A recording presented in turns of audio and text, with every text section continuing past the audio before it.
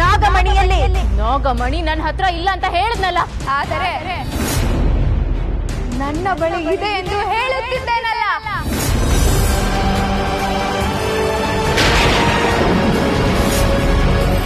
ನೀನು ಇದನ್ನು ಕುಡಿದ ಮೇಲೆ ನಿನಗೆ ಮರಣವೇ ಇಲ್ಲ. ನಾವು ಅಮರರು, ಚಿರಂಜೀವಿಗಳು, ಸಾವನ್ನೇ ಗೆದ್ದವರು.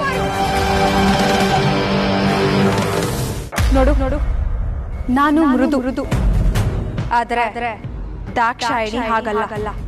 ಅವಳದು ರಣಗುಣ. ನೀನು ನಾನು ಕೇಳಿದ್ದನ್ನು ನನಗೆ ಕೊಟ್ಟರೆ ನಾನು ನಿನಗೆ ಏನು ಮಾಡುವುದಿಲ್ಲ. ಕೊಡೋದಕ್ಕೆ ನನ್ನ ಹತ್ರ ಏನಿದೆ? ನನಗೆ ಕೊಡೋದಕ್ಕೆ ಏನಾಗುತ್ತೆ? ಖಂಡಿತ ಆಗುತ್ತದೆ. ಆದರೆ ನೀನು ಕೊಡುವ ಮನಸ್ಸು ಮಾಡಬೇಕು ಅಷ್ಟೇ. ನಿನ್ನ ಹತ್ತಿರ ಇರುವುದಷ್ಟೇ ನಾನು ಕೇಳುವುದು.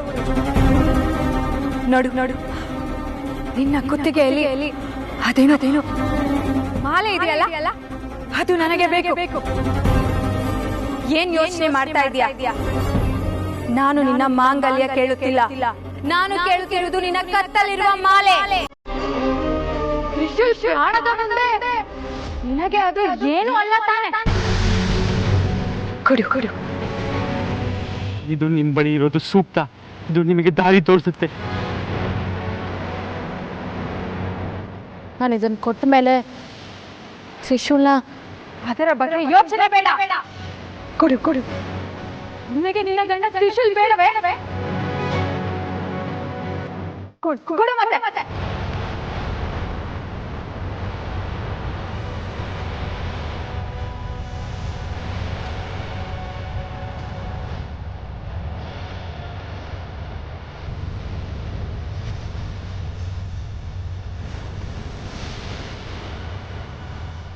ಕೊಡು.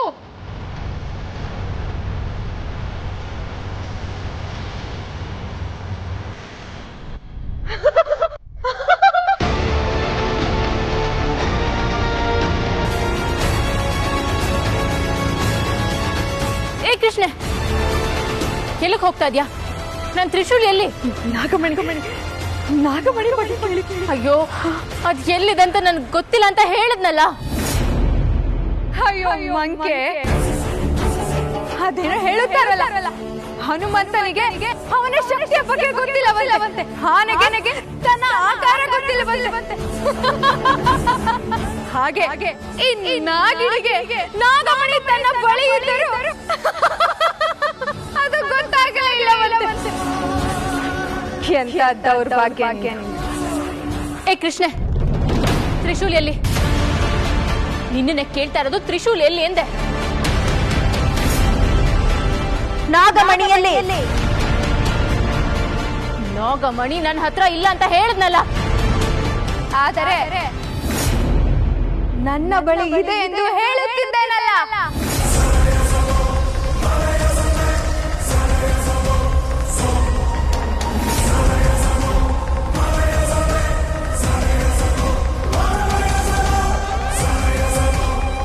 ಇದು ಸಾಧಾರಣವಾದದ್ದಲ್ಲ, ಮಹಾಶಕ್ತಿ. ತ್ರಿಶೂಲ್ ಎಲ್ಲಿದ್ದಾನೆ ಎಂದು ನಮಗೂ ಗೊತ್ತಿಲ್ಲ. ಆದರೆ ನಾವು ನಾಗಮಣಿಗೋಸ್ಕರ ಹೀಗೆ ನಾಟಕ ಮಾಡಿದೆವು. ನಾಗಮಣಿ ಬಗ್ಗೆ, ಅದರ ಶಕ್ತಿ ಬಗ್ಗೆ ನಿಮಗೆ ಗೊತ್ತಿಲ್ಲದೆ ನೀನು ನನ್ನ ಕೈಗೆ ನಾಗಮಣಿಯನ್ನು ಕೊಟ್ಟೆ.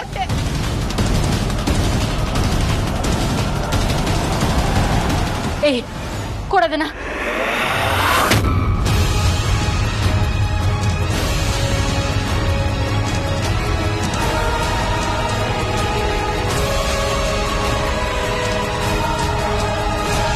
ಗುರುಗಳೇ, ಇದಕ್ಕೆ ಪರಿಹಾರ?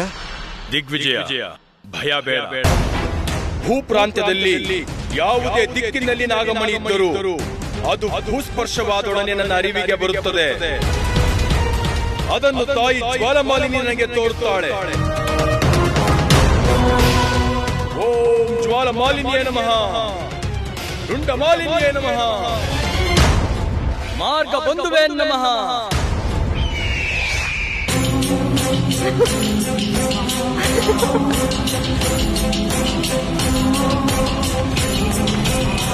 ನಿನ್ನ ಕತ್ತಲಿದ್ದ ಪದಕ ಮಾಲೆ ನಾಗಮಣಿ ಆಗಿದ್ದ ಇದೆಲ್ಲ ಹೇಗ್ ಸಾಧ್ಯ? ನಾಗಮಣಿ ಕೃಷ್ಣೆ. ದಾಕ್ಷಾಯಿಣಿ ನಾಗಮಣಿ. ಹೌದು ಕೃಷ್ಣೆ, ನಾಗಮಣಿ. ಇದು ಸಾಧಾರಣವಾದದ್ದಲ್ಲ, ಮಹಾಶಕ್ತಿ. ಇದು ನಿಮ್ಮ ಬಳಿ ಇರೋದು ಸೂಕ್ತ. ಇದು ನಿಮಗೆ ದಾರಿ ತೋರಿಸುತ್ತೆ.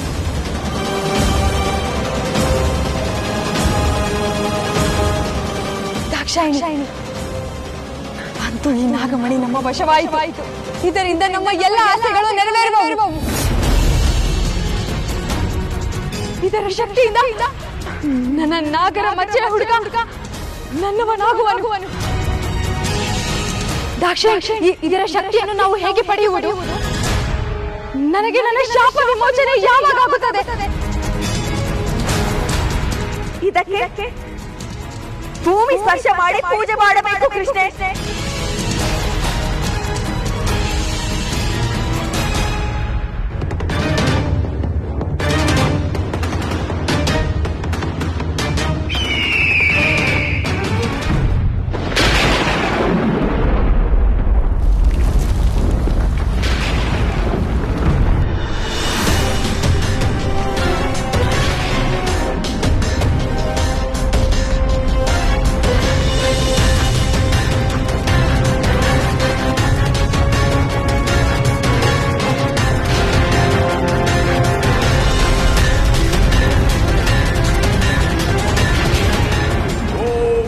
ಮಾಲಿನ್ಯೇ ನಮಃ.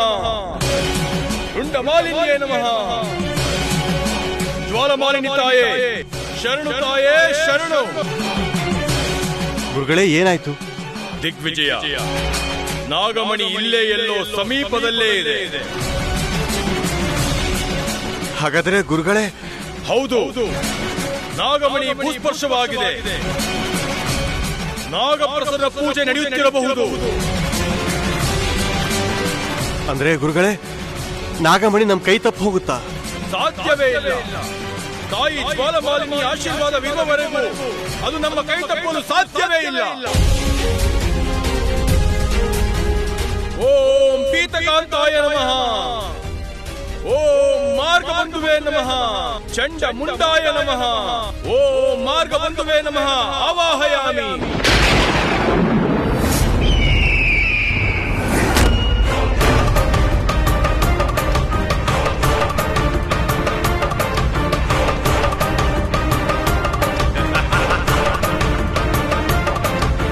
ನಾಗಶತ್ರು ಆವಾಹಯಾಮಿ. ಮಾರ್ಗಬಂಧು ಆವಾಹಯಾಮಿ.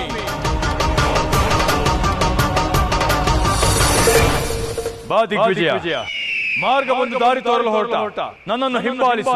ಎಲ್ಲಿಗೆ ಗುರುಗಳೇ? ನಾಗಮಣಿ ಇರುವ ಸ್ಥಳಕ್ಕೆ. ಅದೆಲ್ಲಿದೆ? ಅತಿ ಸಮೀಪದಲ್ಲಿ. ನನ್ನಲ್ಲಿರುವ ಮಾರ್ಗಬಂಧು ದಾರಿ ತೋರುತ್ತಾನೆ. ಬಾ.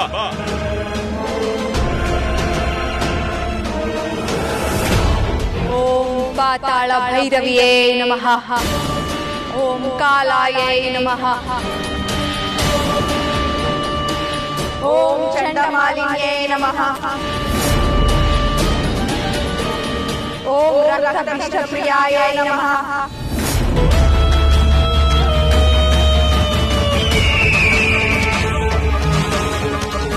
ಓಂ ಪಾತಾಳ ಭೈರವಿಯೇ ನಮಃ. ಓಂ ರಕ್ತತಿಲಕಧಾರಿಣ್ಯೇ ನಮಃ. ಓಂ ಕ್ಷುದ್ರರಾಜೇಶ್ವರ್ಯೈ ನಮಃ.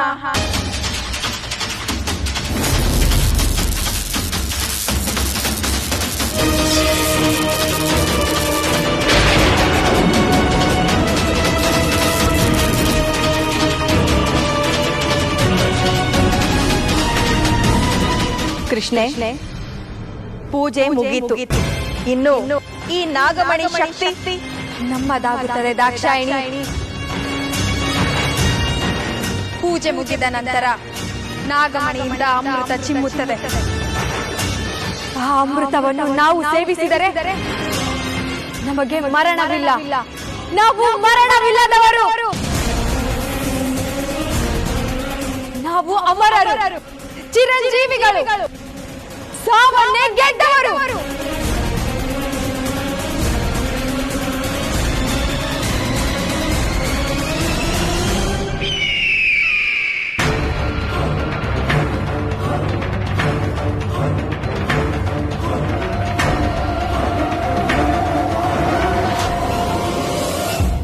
ದಾಕ್ಷಾಯಿಣಿ ಅದನ್ನೇಕೆ ಅಮೃತಕ್ಕೆ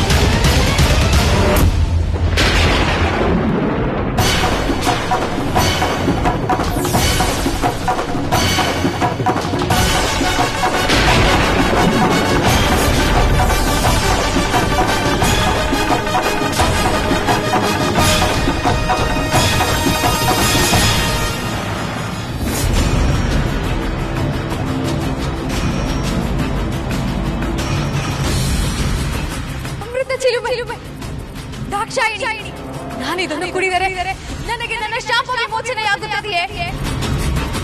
ನೀನು ಇದನ್ನು ಕುಡಿದ ಮೇಲೆ ನಿನಗೆ ಮರಣವೇ ಇಲ್ಲ. ನೀನು ಚಿರಯೌವನೆ. ನಾವು ಈ ಜಗತ್ತಿರುವವರೆಗೂ ಅದರ ನಂತರವೂ ನಾವು ಹೀಗೆ ಇರುತ್ತೇವೆ ಕೃಷ್ಣೆ. ಹಾಗಾದರೆ ತಡ ಮಾಡುವುದೇ ಬೇಡ ದಾಕ್ಷಾಯಿಣಿ. ಯಾರೋ ಬಂದು ಇನ್ಯಾವುದೋ ತೊಂದರೆ ಮಾಡುವ ಮೊದಲು ನಾವು ಇದನ್ನು ಕುಡಿದು ಬಿಡೋಣ.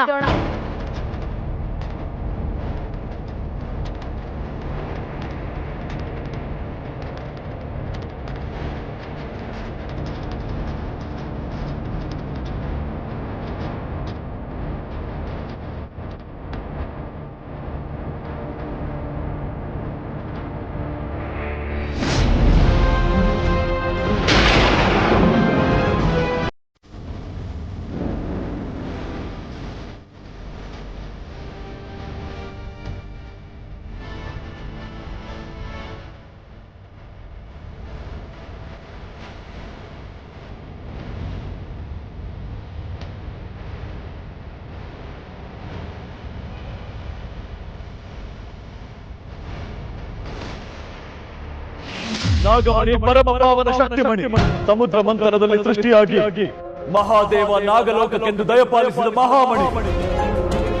ಅದರಲ್ಲಿ ಅಮೃತದ ಸೆಲೆ ಇದೆ. ಹಾಗೆಯೇ ಕಾರ್ಕೋಟಕ ವಿಷ ಕೂಡ. ನಾಗಮಣಿಯಲ್ಲಿ ಕಾರ್ಕೋಟಕ ವಿಷವೇ? ಹೌದು ಶಿವಾನಿ. ಈ ಮಹಾಮಣಿಗೋಸ್ಕರ ಮಾನವ ದಾನವರು ಯಕ್ಷ ಕಿನ್ನರರು ಹೋರಾಡುತ್ತಿದ್ದಾರೆ. ಇದು ದುಷ್ಟಕೂಟದ ಪಾಲಾದರೆ ಸರ್ವನಾಶ. ಹಾಗಾಗಿ ಅದರ ಪೂಜೆ ಮಾಡುವಾಗ ಅದರಿಂದ ಮೊದಲು ಅಮೃತ ಬರುವುದಿಲ್ಲ, ಬರುವುದು ವಿಷ. ಇದು ನಮ್ಮ ಪೂರ್ವಜರು ಅದನ್ನು ಕಾಯುವುದಕ್ಕಾಗಿ ಮಾಡಿದ ಸಂಚು. ಇದು ಬರೀ ನಾಗಗಳಿಗೆ ಮಾತ್ರ ತಿಳಿದಿರುವ ಸತ್ಯ. ಮನುಷ್ಯರು ದಾನವರು ಅದರಿಂದ ಮೊದಲು ಚಿಮ್ಮಿದ್ದು ಅಮೃತವೆಂದು ತಿಳಿದು ಅದನ್ನು ಸೇವಿಸಿದರೆ ಅವರ ಸಾವು ಖಚಿತ.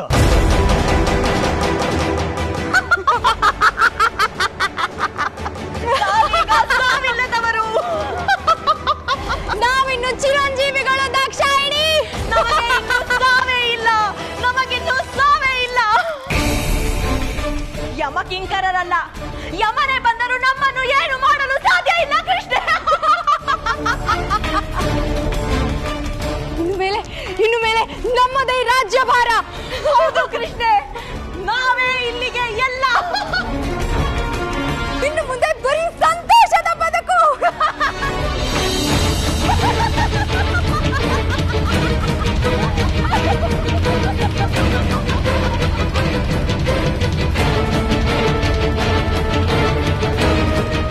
ದಾಕ್ಷಾಯಿಣಿ, ಏನಿದು ನಿನ್ನ ಮೈಬಣ್ಣ ಬದಲಾಗುತ್ತಿದೆ.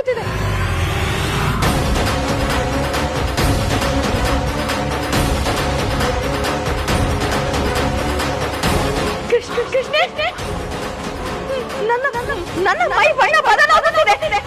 ದಾಕ್ಷಾಯಿಣಿ, ನನ್ನ ಮೈ ಬಣ್ಣವು ಬದಲಾಗುತ್ತಿದೆ.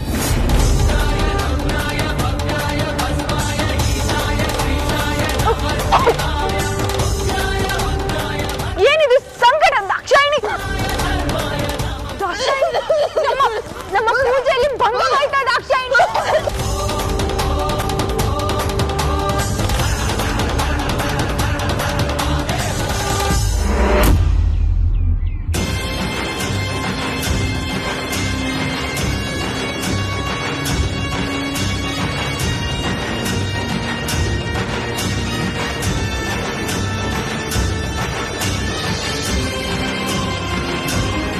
ನನ್ನ ದಿಗ್ಬಂಧನ ಹೇಗ್ ದೂರ ಆಯ್ತು ಅಂತ ಯೋಚನೆ ಮಾಡ್ತಾ ಇದ್ದೀರಾ? ದಿಗ್ಬಂಧನ ಹಾಕಿರೋರ ಸಾವು ಹತ್ರ ಬಂದಾಗ ದಿಗ್ಬಂಧನ ದೂರ ಆಗ್ಲೇಬೇಕು. ಅದು ಆ ಪರಶಿವನ ಆಜ್ಞೆ. ಏನ್ ಹೇಳ್ತಿದ್ಯಾ? ಅವಿವೇಕತನ ನಿಮ್ಮಿಬ್ರನ್ನ ಈ ಸ್ಥಿತಿಗೆ ತಂದಿದೆ. ದಾಕ್ಷಾಯಿಣಿ, ನೀವು ಕುಡ್ದಿದ್ದು ಅಮೃತ ಅಲ್ಲ, ಕಾರ್ಕೋಟಕ ವಿಷ.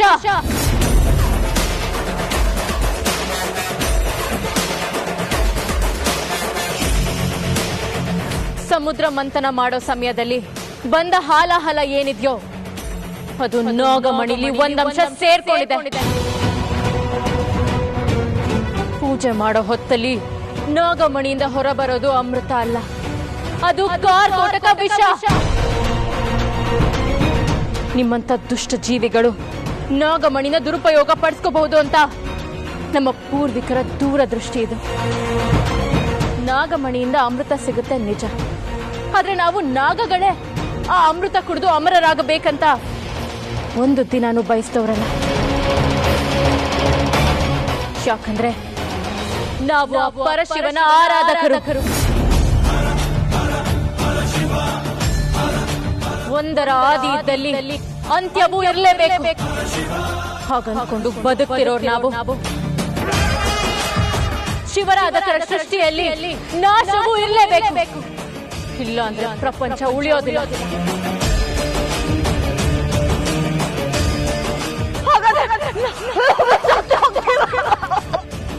ದಾಕ್ಷಾಯಿಣಿ, ನಾಗಿಣಿಗಿನ ಮೊದಲು ಹೊರಬಂದಿದ್ದು ವಿಷ,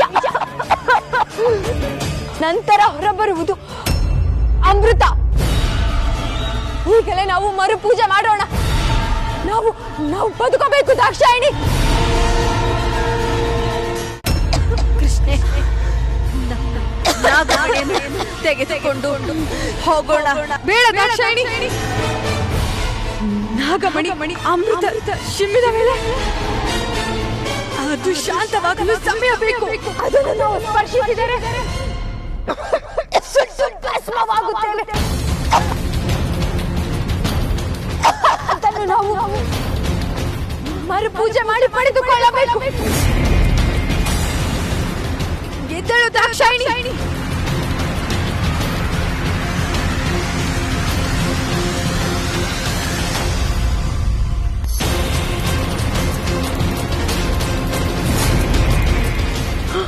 ಕಾಲ ಭೈರವ,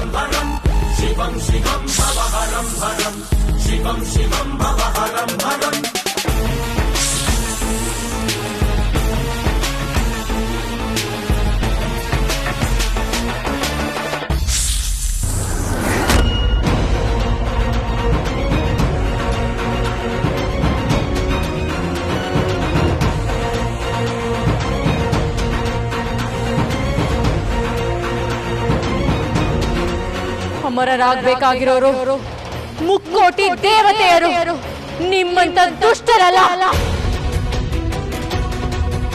ಮುಂದಿನ ಜನ್ಮದಲ್ಲಾದರೂ ನಿಮ್ಮದು ಸಾತ್ವಿಕ ಬದುಕಾಗಲಿ.